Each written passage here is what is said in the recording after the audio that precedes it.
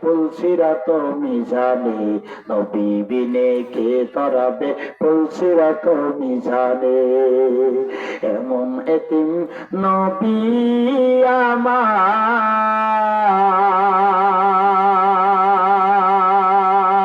পিতা মাতা নাই যে তাহার, তারপরেও কত মারা মারলো আমার নবীরে।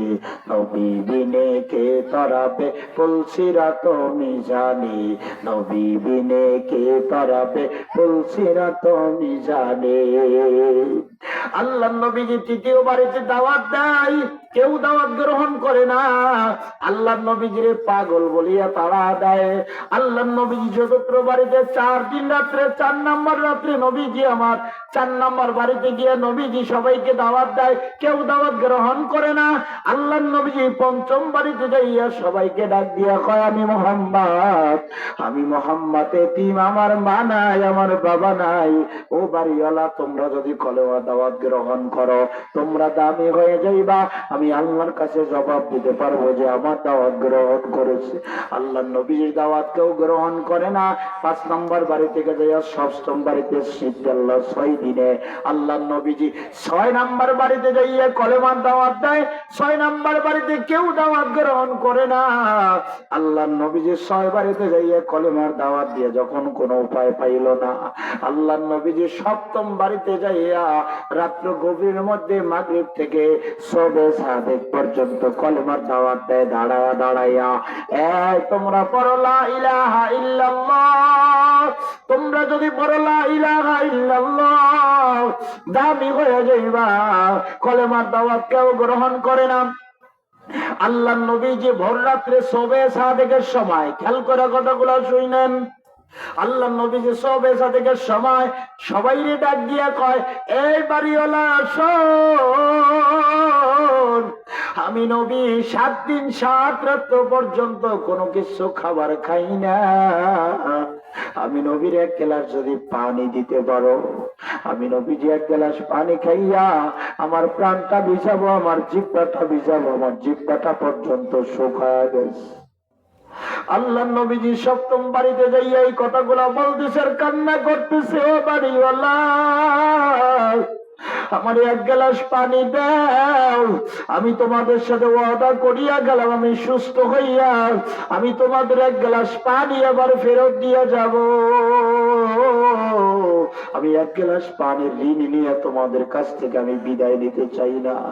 আল্লাহ নবীজি যখন আল্লাহ সব ঘরে চাইয়া কোন ঘরে 1 গ্লাস পানি পর্যন্ত পাইল না, আল্লাহ নবীজি এবারে একটা লাঠি হাতের মধ্যে নিয়া বাড়িওয়ালাদেরকে ডাক দিয়া কয়, বাড়িওয়ালা শোন, তোরা যদিও আমার ফিরাইয়া দিতে পারো, আমার মেয়ের ফাতেমার বাড়ি একটু পাশে,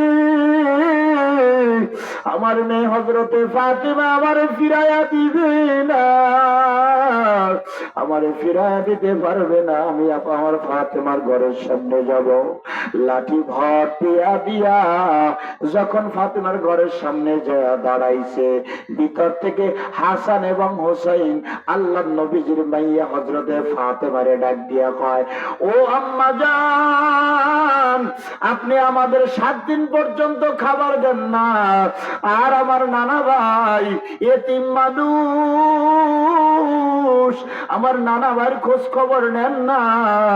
আমার নানা ভাই কি খাইতে পারে না, না পারে, কোথায় আছে না না আছে, কি অবস্থায় আছে, আমার নানা ভাইয়ের কি খবর নিছেন নেই? আম্মা জানরে বলতে বলতে বলতে 2 জন হাসান এবং হোসেন ক্লান্ত হয়ে গেছে। 7 দিন পর্যন্ত তারাও কোনো খাবার খায় না। হাসান হোসেন কান্না করতে করতে আল্লাহ ঘুমায়া গেছে, কানতেও পারে না, কান্না শক্তি নাই। হাসান হোসেন ঘুমায়া গেছে। নবীজি আওয়াজগুলা পাইয়া আল্লাহ নবীজি এবার আল্লাহ লাঠিটা ভর দিয়া দিয়া দিয়া দিয়া আল্লাহ নবীজি আমার ইহুদির বাগানের কাছে যাইয়া আল্লাহ নবীজি ইহুদি ভাইরে ডাক দিয়া কয়, ইহুদি ভাই, ও ইহুদি ভাই, তোমার বাগানে শুনছি নাকি তুমি কাজে রাখবা মানুষ, আমি মুহাম্মাদের রাখবানি। আমার নবী, দয়ার নবী, মায়ার নবী, এতিম নবী, যার গায়ে মশা মাছিও পড়ার কোনো শক্তি ছিল না, মশা মাছিও পড়া নিষেধ ছিল। আমার নবীজি হাত এত নরম ছিল, আমার নবীজির চেহারা এত নরম ছিল, আমার নবীজির কথা এত নরম ছিল। আল্লাহ নবীজি যখন ইহুদিরে ডাক দিয়া কয়, ইহুদি ভাই তোমার বাগানের মধ্যে আমার কাজে রাখবানি। আল্লাহ নবীজি বলার পরে ইহুদি এবার বলতেছে, ভাই ভাই ও মোহাম্মদ, তোমারে আমি কাজে রাখতে পারবো না, কারণ তুমি পাগল মানুষ, তুমি বুড়া হয়ে গেছো, তুমি রোগা হয়ে গেছো। আল্লাহ নবীজি ডাক দিয়ে কয়, আমার জন্য আমি কাজ করব না, আমার দুই নাতি হাসান এবং হুসাইন, ওদের কষ্ট আমি সহ্য করতে পারি না, আমারে যেই কাজ দিবা আমি মুহাম্মদ ওই কাজ করতে পারবো, আমি তোমার কথার অবাধ্য হব না। আল্লাহ নবীজির একটা বালতি ধরায় দেয়, এই বালতি দাঁড়িয়া আল্লাহ নবীজিরে বলছে, কূপ থেকে পানি উঠাইয়া গাছের গোড়ায় দিবা, খেজুর গাছের গোড়ায় দিবা, এক এক বালতি পানি উঠাবা, 8টা কইরা খেজুর পাবা। আল্লাহ নবীজি 3 বালতি পানি উঠাইছে, আল্লাহ নবীজি হাতের রশিটা ছিঁড়া বালতিটা কূপের মধ্যে পড়িয়া গেছে। আমার মাওলা ডাক দিয়া বলতেছে, আমি আল্লাহ রাতে হেদায়েত, আমি আল্লাহ হেদায়েত করতে পারি। বালতিটা ছেঁড়া না জানি আমার মাওলা ওই ইহুদির কপালে হেদায়েতের রশি লাগা দিছে। আল্লাহ নবীজির হাত থেকে যখন ছিঁড়িয়া গেছে, ইহুদি আইয়া নবীজির গালের উপর একটা থাপ্পড় দিয়া দিছে। আল্লাহ নবীজি ডাক দিয়া বলতেছে, ইহুদি ভাই তুমি যে আমারে আল্লাহ গালের উপরে থাপ্পড় দিছো, আমি ব্যথা পাই নাই, তুমি কোনো ব্যথা পাইছো নি। নবীজির গালের উপরে আঙ্গুলের দাগ পড়িয়া গেছে। আল্লাহ নবীজি ডাক দিয়া কয়, মুহাম্মদ যতক্ষণ পর্যন্ত বালতি না দিবা ততক্ষণ পর্যন্ত তোমার একটা খেজুর দেওয়া হবে না। আল্লাহ নবীজি লাঠি ভর দিয়া দিয়া কূপের কাছে যাইয়া আল্লাহকে ডাক দিয়া কয়, আল্লাহ আমি যে আল্লাহ কূপের মধ্যে নাইয়া বালতি উঠাবো এই শক্তিও আমার নাই, আমি হাত দিয়ে যে উঠাবো আমি হাতেও নাগর পাই না। আয় আল্লাহ, আমার আল্লাহ ডাক দিয়ে কয়, হাবিব আপনি একটু থুতু মুবারক কূপের মধ্যে দিয়ে দেন। সুবহানাল্লাহ কয় না? যখন একটু কূপের মধ্যে থুতু দিয়ে দিছে, আল্লাহ নবীজি থুতু মোবারক ফালানোর সঙ্গে সঙ্গে ওই কূপের পানি উতলাইয়া সমান সমান ভরিয়া গেছে। আল্লাহ নবীজি দেখতেছে ওই যে বালতিটা আল্লাহ নবীজির হাতের নাগারে চলে আসছে। আল্লাহ নবীজি এবারে বালতিটা নিয়ে হাতের মধ্যে নেছে। এই কাণ্ড, এই ঘটনা ইহুদি দূর থেকে দাঁড়ায় দাঁড়ায় দেখছে। মুহাম্মাদের এবার ডাক দিয়ে কয়, মুহাম্মদ যাও যাও, তোমার যেই কয়টা খেজুর মন চাই নিয়ে যাও। কয়, আমি বেইনসাফি মানুষ না, আমি বেইনসাফি করতে পারবো না, আমি 8টা কইরা খেজুর চাইছিলাম, তুমি তো বলছিলে 8টা কইরা খেজুর দিবা, আমি ওইখান থেকে 24টা খেজুর নিয়ে নিলাম। আল্লাহ নবীজি বালতিরা জমা দিয়া 24টা খেজুর নিয়া এবার হাসান হোসাইনের ঘরের সামনে চলে যায়। ফাতেমারে গিয়ে ডাক দিছে, ও ফাতেমা গো, দরজাটা খোলো। দেখবেন যাদের মেয়ে বিবাহ দিচ্ছেন, মেয়ে যখন বাবার কাছে মোবাইল করে, বাজার আপনার শরীরটা কেমন আছে, যদি মেয়ে শুনে বাবার শরীরটা ভালো না, তখন কিন্তু মেয়ের চোখের পানি টপ টপ করিয়া পড়িয়া যায়, মেয়ে আর সহ্য করিয়া থাকতে পারে না। মেয়ে ডাক দিয়ে বলে, আব্বা জান আপনার শরীরটা কেন ভালো না, ডাক্তার দেখাইছেননি? ডাক্তার দেখাই ওষুধ আপনি খাইছেননি? আমার ছোট্ট একটা বাচ্চা আছে, আমারে বারবার বারবার মোবাইল করিয়া ডাক দিয়া কয়, বাবা তুমি তো অনেক দূরে মাহফিলে যাও, তুমি দুপুরে খানা খাইছো নি? আম্মু জিজ্ঞাসা করছে খানা খাইছো নি? আমি বলি, মা আমি এখন পর্যন্ত খানা খেতে পারি নাই। মেয়ে 6 বছর বয়স, আমার মেয়েটা ডাক দিয়ে কয়, বাবা গাড়ি থামাইলে কিছু খাবার তুমি খেয়ে নিও, তুমি কষ্ট পাইলে আমিও কষ্ট পাবো বাবা। আল্লাহ নবীজি ফাতেমার ঘরের সামনে গিয়া আল্লাহ নবীজি এবার ফাতেমারে ডাক দেয়, ও ফাতেমা গো, দরজাটা খুলো, দরজাটা খুলো। ফাতেমার ভিতর থেকে আওয়াজ দেয়, ও আব্বা জান আমি যে দরজাটা খুলবো আমার পরনে কোনো কাপড় নাই, আমি কেমন করে দরজাটা খুলবো রে নবী আমার, আমি কাপড় নাই আমার শরীরে, কেমন করে দরজা খুলবো? আল্লাহ নবীজির একটা চাদর ছিল, চাদরটা জানলা দিয়ে যখন ভিতরে দিছে, আল্লাহ নবীজি ভিতরে দেওয়ার পর ফাতেমা রাদিয়াল্লাহু তাআলা আনহা চাদরটা শরীরের মধ্যে পেঁচাইয়া, আল্লাহ নবীজির মেয়ে হাঁটতে পারে না, কোন রকম হাইটা আইসা দরজাটা খুলছে।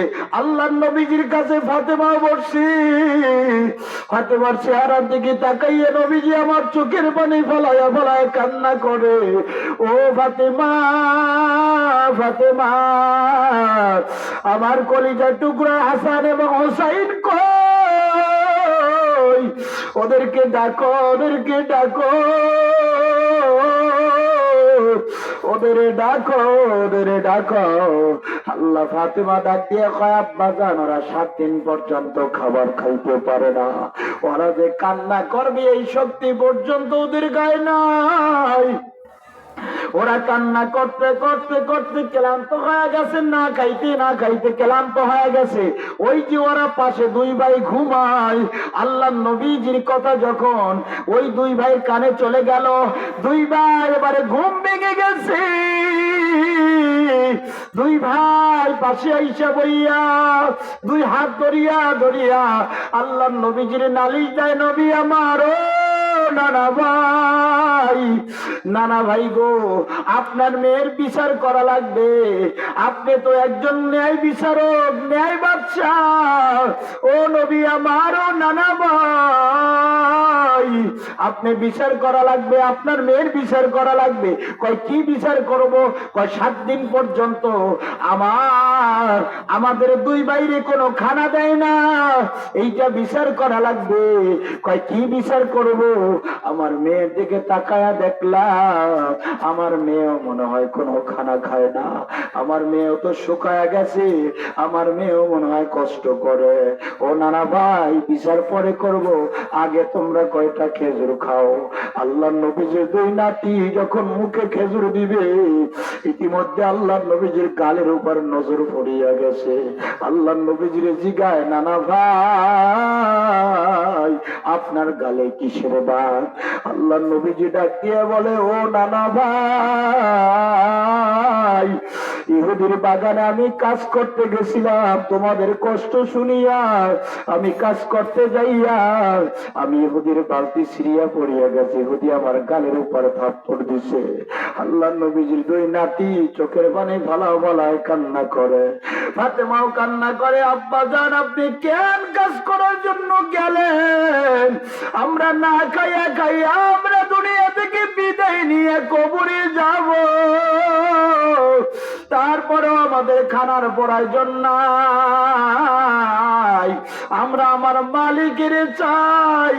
ও টাঙ্গাইলের মানুষ, আজ থেকে ওয়াদা করব আর গুনার কাজ করব না, জীবন আমাদের চলিয়া যাইবি, কোনোদিন অন্যায় কাজ করব না। কারা কারা রাজি আছে? নারায়ে তাকবীর, নারায়ে তাকবীর। আল্লাহ কবুল করেন, বলেন আমিন। ও বন্ধু আমার, ও পর্দালের আমার আম্মা জানেরা, আমিও তো একটা মায়ের সন্তান, আমার মাও একজন মা, আপনিও তো একজন সন্তানের মা। আমার কাছে হাজারো মানুষ হুজুর দোয়া করেন, পানিতে ফুটিয়ে দেন, আমার কাছে আয়, আমি ফুটিয়া দেই, 1 ফুটি ভালো হয়ে যায়। আর তোমার সন্তানটা তো নামাজই পড়ে না, পানি তো ফুদুরের কথা। আমাদের যে মাওলানা সাহেব গতকালকে বয়ান করেছে, আপনাদের এলাকার এই সন্তান, আমি দেখলাম কত সম্মান, এলাকার মধ্যে আলেম থাকাটা কত সম্মানী আপনি জানেননি। আমার মাওলা কিয়ামতের ময়দানে একজন হক্কানি আলেম যদি এলাকার মধ্যে থাকে, তাকে আমার আল্লাহ এমন একটা সুপ্রিম পাওয়ার দিয়া দিবে, আমার মাওলা ডাক দিয়া কইবে, পুরা গ্রামের মানুষ তুমি জান্নাতে সুপারিশ করিয়া নিয়ে যাও। ও বন্ধু আমার, ও পর্দার আমার আম্মা জানেরা, একটা কথা দিলের কান দিয়া শোনো, একটা সন্তান আলেম বানানোর চেষ্টা করো। একটা সন্তান মুসলমান বানানোর চেষ্টা করো। যদি আমার কাছে প্রশ্ন করো হুজুর আমাদের সন্তান মুসলমান কিনা, আমি বলবো মুসলমান নামে মুসলমান, কামে মুসলমান এখন পর্যন্ত হতে পারে না। যদি কামে মুসলমান হইতো তোমার সন্তান মসজিদে এসে 5 ওয়াক্ত নামাজে হাজিরা দিত, মাহে রমজানে 30টা রোজা রাখতো, এই মিথ্যা কথা বলতে পারতো না, অন্যায় কাজ করতে পারতো না, গুনাহের কাজে ধারেও যেতে পারতো না। এগুলা যারা করবে, এই গুনার কাজ যারা করবে, যারা সুদ খাইবে, যারা ঘুষ খাইবে, যারা বেয়ানামাজি, এরা আল্লাহর প্রকৃত বান্দা এখন পর্যন্ত হতে পারে না। এই কথা কয় না? ঠিক বললাম নাকি? হ্যাঁ, কবরে যাইবেন না কেটাকে রাত জায়গা তো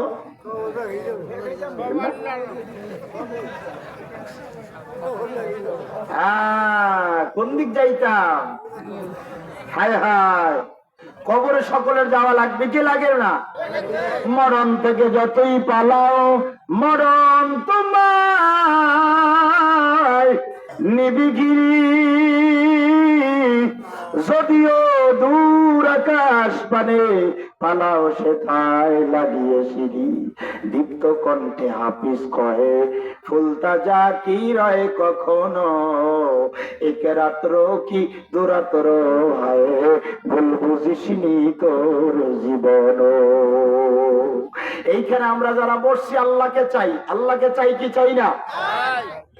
শুধু আল্লাহকে চাওয়ার জন্য আইছি না খাওয়ার জন্য আইছি? হ্যাঁ, আল্লাহকে পাওয়ার জন্য আইছি। কথা বলেন ঠিক কিনা? এলাকার মধ্যে এখনো কিছু মানুষ আছে রাস্তাঘাটে দোকানপাটে আছে না নাই? এরা খিচুড়ি আছে, ওরে মাওলা রে মাওলা, নাম হইল মোবারক, আইয়া খাইবে তবারক। কথা কয় না? শেষ সময় আইবে, আইবে আর পাইবে, পাইবে আর খাইবে, খাইবে আর বাড়ি যাইবে। গতকালকে আমি বরিশাল বাবুগঞ্জে মাহফিল করলাম, একজন আইয়া শেষ সময় কয় ভাই আমার একটা প্যাকেট দাও না। তুমি পাও না? কয় না পাই না। এখন আমিও দেখি, সবাই দেখে, পকেটে এক প্যাকেট, পকেটে জ্যাকেটের পকেটে এক প্যাকেট, এই পেশে কাপড়ের নিচে আর এক প্যাকেট। কয়টা? এখন পোলাপান তো যুবক মানুষ ভাবতেছে কয় এটা কার? কয় এইটা আমার নাতির। পকেটে টাকার? কয় এটা নাতির মার। কয় এই যে নাতির, এইটা নাতির মার, আমি পাইনি। তো ওয়াজের ময়দানে নাতির মায়ের নিয়েও না কে? ডক্টর নওয়া মুসলিম সিরাজুল ইসলাম সিরাজের কথা অনেকে শুনেছেন না নাম? উনি একটা কথা মাঝে মাঝে বলে, বাংলাদেশের সরকার সমান অধিকার দেয় মহিলা এবং পুরুষ। কথা কয় না? যদি সমান অধিকার টাঙ্গাইলের মানুষ, আপনারা কি মনে করেন সমান অধিকার? হ্যাঁ, সমান অধিকারের পক্ষে কারা কারা? এইটু কেউ না। তাইলে বলা যায় সমান অধিকার যদি হয়, তাহলে আমার বিবি সাহেব এই বছর এক বাচ্চা হয়েছে, আপনার আগামী বছর কইবি।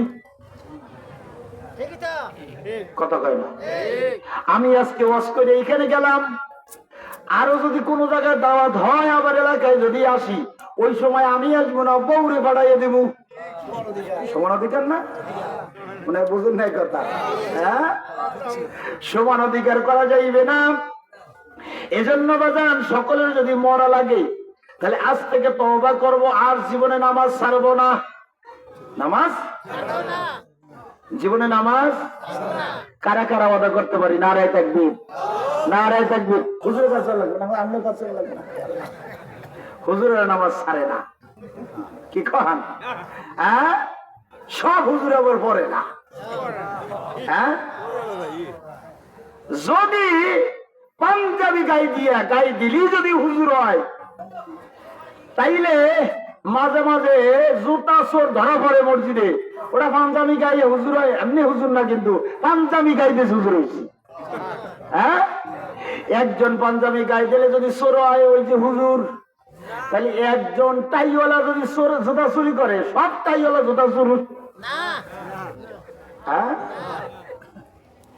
এজন্য ভাই লম্বা জামা গাই দিলে হুজুর না, এলেম শিখছে যারা, আমল করছে যারা, তদ অনুযায়ী আমল করবে যারা, ওইভাবে সংসার চালাইবে যারা, তারাই হলো আলেম, তারাই হলো। এই মেয়ে, আপনি সূরা আলহামদু জানেন? আলহামদু বোঝেন তো? কোন সূরা? আলহামদু সূরার নাম কি? হ্যাঁ, ফাতিহা সূরা। সেক্সেস মানুষ বড় ভালো। এই আলহামদু সূরা জানেন তারা আলহামদু সূরার হাফেজ।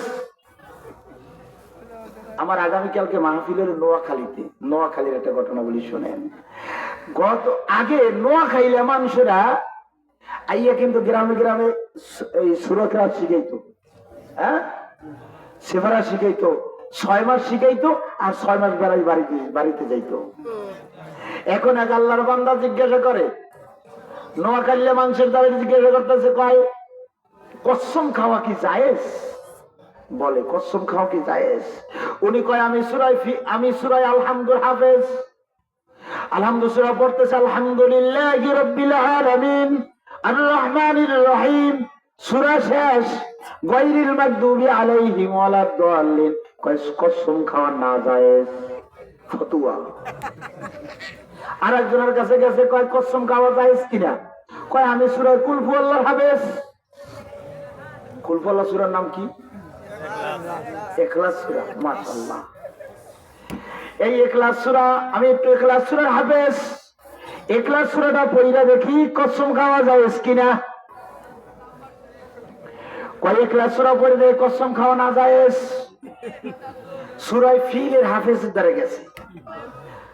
সূরা ফিল পড়তেছে, আলাম তারা কাইফা ফাআলা রাব্বুকা বিআসহাবিল ফিল আলাম ইয়াজআল কাইদাহুম ফি তাদলিল ওয়া আরসালা আলাইহিম তায়রান আবাবিল তারমিহিম বিহিজারাতিন মিন সিজিল ফাজআলাহুম কাআসফিন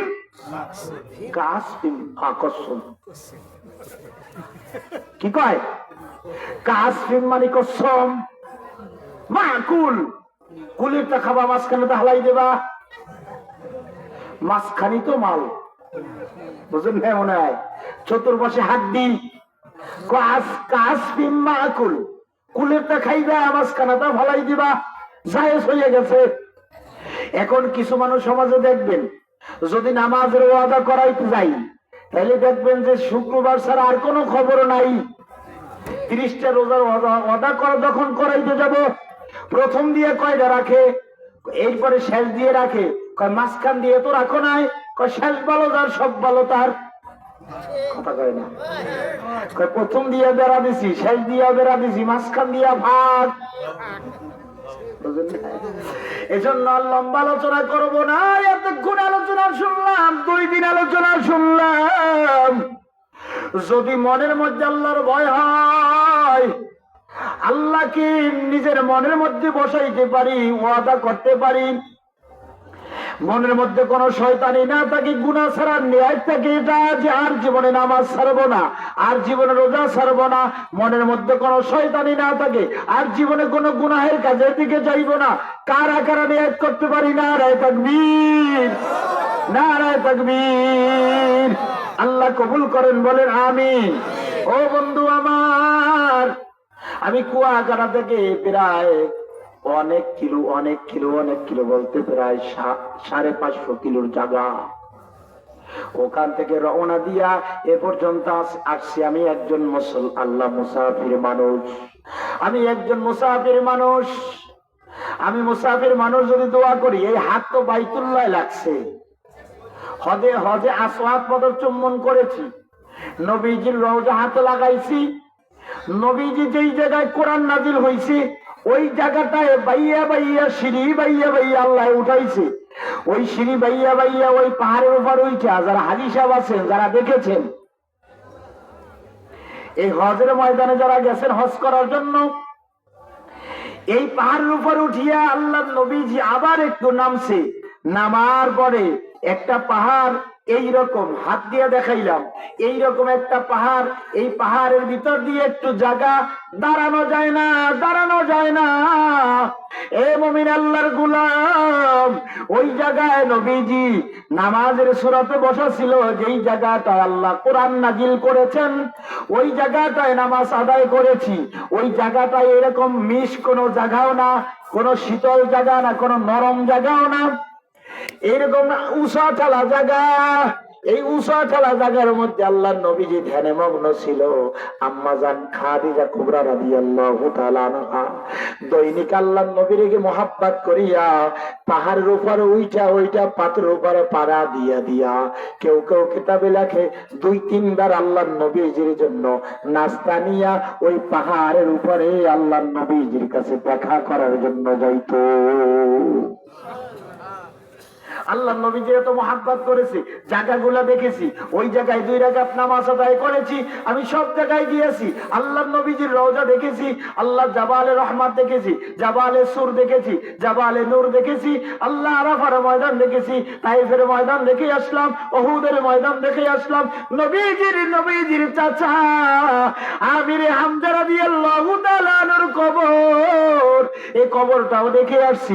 আল্লাহ তাআলা সব দেখাইছে। এই হাত দ্বারা আমি আপনার জন্য দোয়া করব, আমি আপনার জন্য দোয়া